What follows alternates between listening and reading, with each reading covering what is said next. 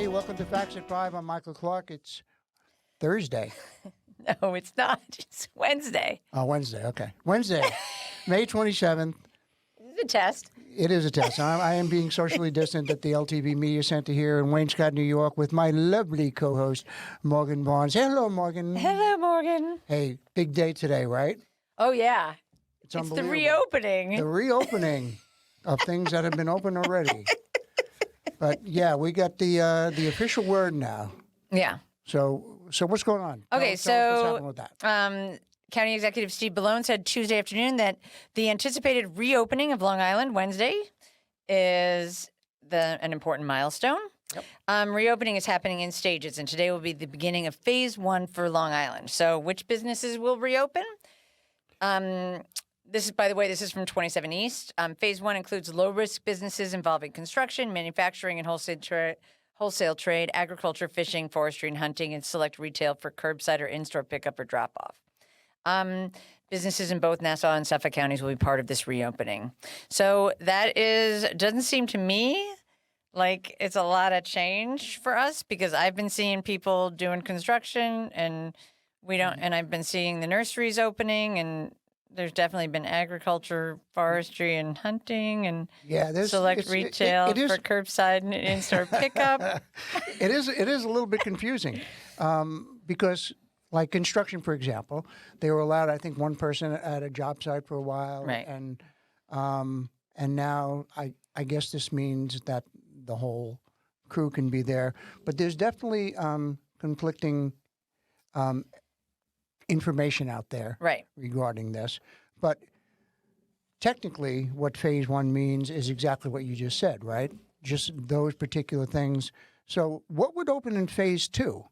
Well, in phase 2, it's the professional services, finance and insurance, retail, administrative support, real estate, rental, and leasing, which I've also thought was open pretty much. I mean, albeit at a distance. The other thing that I neglected to mention was that there are protocols for the phase 1 businesses. Right. So you have to all employers must provide masks to all employees. There's no congregate meetings. Employees and purchaser and vehicle must wear a mask, and gloves are preferred. Hand sanitizer must be made available. And the retail business owners requires ordering ahead, social distancing required in stores, no more than 50% of maximum occupancy. So there are, That's really the distinction there. That's really the distinction. Is that there's some guidelines now in terms of these businesses that may have been doing those things, curbside, drop-off, pickup, and that type of thing. But once again, it was, unprecedented area, and they had to do something. I thought this was interesting, too. It will be at least 2 weeks in between each phase. So this has happened today, so it'll be 2 weeks before phase 2, because they have to see what's going to happen if there's going to be a resurgence. Right. And, in the infection rate. Hopefully they, and keep an eye on that. And yeah. If not, they'll just change the numbers, right? Yep. Why not? But, we kid, we jest, and we try to make light in this particular area. But really, when you think about this milestone, right, this happening now, that, okay, the real concern, to me anyway, is that people are going to view this as being over. Right? This is it. We're open, and clearly we're not. I saw this pretty interesting interview on NPR that talked with a gentleman by the name of Dr. Ashish Jha, director of Harvard Global Health Institute and professor of health policy at the Harvard School of Public Health. And they were asking him about it. And, here's what he said. He said, first of all, in light of what's going on, you're talking about, we're on the cusp of 100,000 deaths. Right. Right? You think about that and say, well, 100,000 people, that's twice as much as the Vietnam War almost. For the entirety of the Vietnam War. The entirety of the Vietnam War, and this has happened in a little over 2 months, right? We're here. And now what they're saying is, when they project forward, what he said in this interview, when they project forward towards the end of the summer, there could be another 100,000 deaths. And that's basing that number on the fact that we were hunkered down and sheltered in place Right. for the first 100,000. What happens now? I'm not saying that we shouldn't open or we shouldn't reopen. We're stuck between a rock and a hard place. Right. But, the thing to remember is what he said here. He says, first of all, it's a solemn moment to reflect on the idea that 100,000 Americans have died, mostly just in the last 2 months. The speed with which this has happened is really devastating. Of course, we've had very little opportunity to mourn all the losses because most of us have been shut down. And I've been thinking about where we go into the future and fall and reminding myself and others that we're early in the outbreak. We're not anywhere near done. And you were just saying this the other day and today as well when we were talking that, it's kind of hard for us to relate out here in the Hamptons. I think for some people, I don't know, maybe I'm speaking out of turn, but I don't know anybody that had it and passed away. And I think you were saying the same thing. So it's almost like you're hearing it, it's not a reality. But yet, inner city people or, people of color, who have been hit extremely hard, it's a whole different thing. So I think we were sheltered in place and in a vacuum at the same time out here on the East End because we did have the lowest number of cases on Long Island. That it's kind of tough to put your arms around and you think, now we're going to open, okay, everything is going to be right. It's summer. It's going to be it's just all fine. And of course, that's what everybody wants in their fantasy world. Right. Yeah. We all want that. But 100,000 people, I was thinking about, as a number, if somebody were going to give you $100,000, what that would mean. Right. It's a lot. It's a lot. It's a lot. I mean, tax-free dollars, of course, but I mean, it's $100,000. And also, I remember distinctly, I want to say maybe it was the end of April that they were saying that we were going to have 100,000 deaths by August. Right. And now it's not even June. Right. So this is, the predictions are not good, and we have to. So that's why we have to abide by these measures, even if we are quote unquote opening. But you and I, and we've been saying this all along that you become numb to the numbers, right? The fact it just becomes a number, right? And not recognizing the fact that 100,000 people. Obviously equates to 100,000 deaths and then 100,000 families that have been impacted by that, and people that know them, and all that goes along with that. It's just incredible. And the same gentleman was asked. He said that the U.S. has had more deaths than any other country in the world. Do you think that the country is absorbing the significance of these numbers? And he said, I think for a majority of Americans, this doesn't quite feel real. And this is what we were talking about, and this was interesting to read because the deaths have been concentrated in a few places. Obviously, like New York has been hit very hard, and other places like Seattle or Chicago, some of the big cities. And so people who don't live in those areas may not be absorbing it. Somebody in Montana may not be feeling the same way. I'm not making any kind of judgment or anything like that. It just is. Right. It's reality.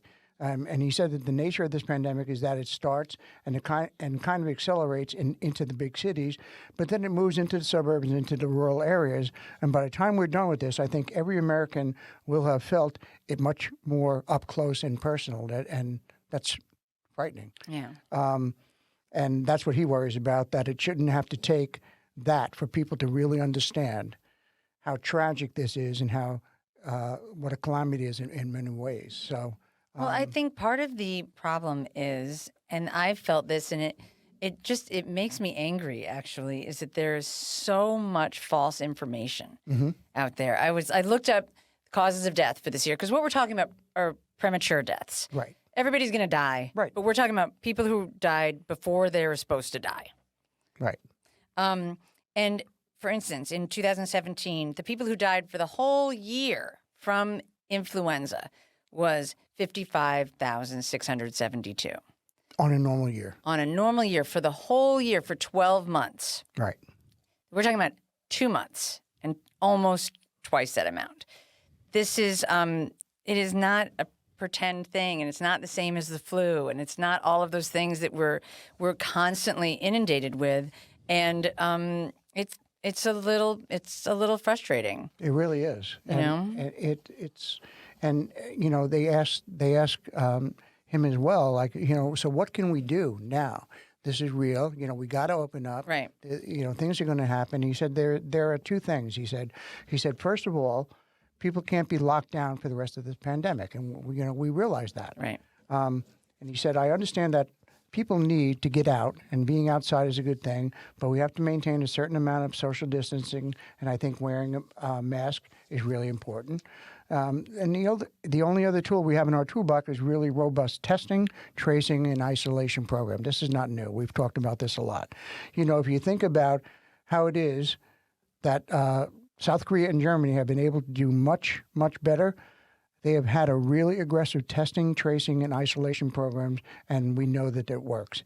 It allows us to kind of have more of our lives back without the number of deaths that we've suffered. So I really think that it remains and should remain one of our priority areas. So, we're kind of doing the right thing. And, once again, what we've talked about, it's up to us, right? Yeah. It's not up to the local government. It's not up to the federal government. It's not up to the state. It's not up to Cuomo. It's not up to Trump, whatever. It's up to us. They can certainly give us guidelines, and they have to hire the contact tracers, all of those things, which is part of the metrics for us reopening, Right. even phase one. Yep. But it is ultimately up to us. Yeah. So, stay the course, folks, and go with the flow. And all we can say is just be smart, and not judgmental on how other people, what they're doing in situations. You had this situation today. Today, I was going up the down staircase, if you will, in Right. CVS, because I've been there a million times. I ran in there because my son asked for bread and we didn't have any in the house. So I ran into CVS and I wasn't thinking, just running around, grabbing stuff, blah, blah, blah. And then I looked at this woman and I was trying to get by her and she was like, the aisle's this way. And I was like, oh, I had no idea. And there was a little arrow on the floor, but I honestly hadn't noticed it. I've been in there a gazillion times. Yeah. You don't think about it. And so I was just like, okay, thank you. I'm not, and it's true. You're just not. And now someone may look at that from a distance and see this woman walking around. Right. She thinks she knows everything. And look at this entitled person. I was just, she's doing this and doing that. And it's just a simple mistake. It's just a simple mistake. Let's cut each other I some was wearing a slack, mask. folks. Oh, you had a mask on. Oh, yeah. That's good. Yeah. All right. And I was doing a little jog, but I was wrong. I was wrong. You were a wrong way walker. I was a wrong way walker. That's. I was. Well, just we're gonna let you off with a warning. This. Yeah, I know. Right. But that's part of everybody staying safe. She was right. Yeah. So So anyway, that's a good thing to remember. Let's get on with some other stuff. So New York State is launching a small business loan program. What's going on with that? That came out of the East Hampton Star. Yep. I think Jamie Buffalino. And you have any details on that? So it looks like this is New York State has launched a $100 million program on Tuesday to provide low-interest loans to small business owners and others who have been economically impacted by COVID-19. Okay.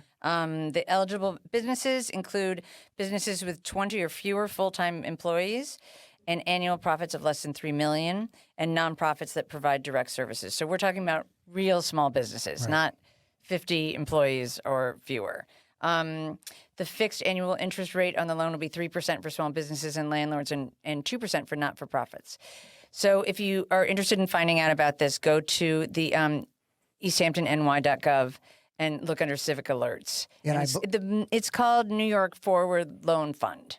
Right. And I'm pretty sure you cannot have received previous Okay. Federal funding to qualify for this. Oh, and it's also it's for landlords who own residential buildings. So that will help the landlords who have been affected by people unable to pay their rent Right. for the time being. Right.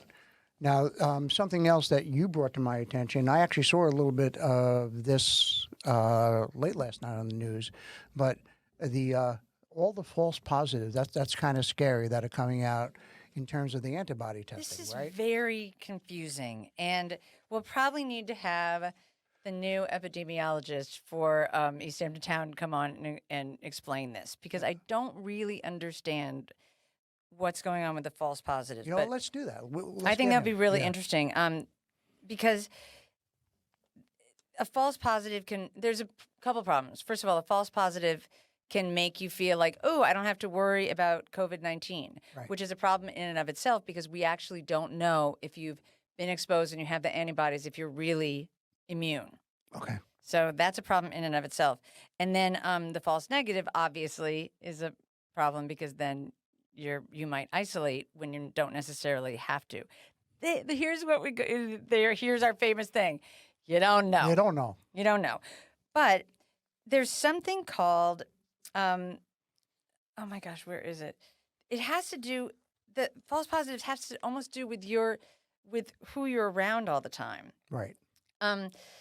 For example, in a population where the prevalence is 5% antibodies, a test with 90% sensitivity and 95% specificity will yield a positive predictive value of 49%. In other words, less than half of those testing positive will truly have the antibodies. I don't get that. No. That doesn't seem to me to make Right. any sense. So we need somebody to come and explain it. But it's part of the whole getting back to normal is understanding what these antibody tests mean, Yeah. Not what they could mean. Not, you have a 50% chance that you maybe are immune. but it seems, I mean, I don't even But we understand don't that know because how I'm long. like, Could be yeah, a I'm month, like, could be a year. either you have the antibodies or you don't. It seems to me, but I'm not an expert. So I think this would be really interesting. But with the false, if they're going to be doing these tests, they probably need to, we probably need to understand them a little bit more. Right. Because you could say, okay, well, we're going to have the antibody test so you can go back to work. But it might be completely wrong or, and then people are not able to work because they have these antibody tests. Yeah. What? Well, you know I- what? This, the, I think I'm at a I think loss. it was, we don't have enough tests out there. These tests are out there. Oh, you didn't say they had to be right. Right. They're right. They're right half the time. They're right. Okay. So. Half the time they're right. And then even if that, we still don't know what it means. No, we don't know what So it that's means. fantastic. But they're, But they're trying. right. Yeah. The old college try. But that's a good idea. We'll Yeah, I think that'd be great. I think it'd be really great to have an interview with the new epidemiologist for Southampton Town. That would be great. That would be good. And then this just in. Just in. Actually, Breaking this was news, posted breaking news. last night, but yeah, Southampton Town Supervisor Jay Schneiderman signed an emergency order temporarily closing all Southampton Town beaches to daily visitors or day trippers. Okay. So town beach parking lots were already restricted to residents, but now they're restricting it even further, so you can't do what everybody, of course, was going to do, which is just park down the street Right. and then walk. Right.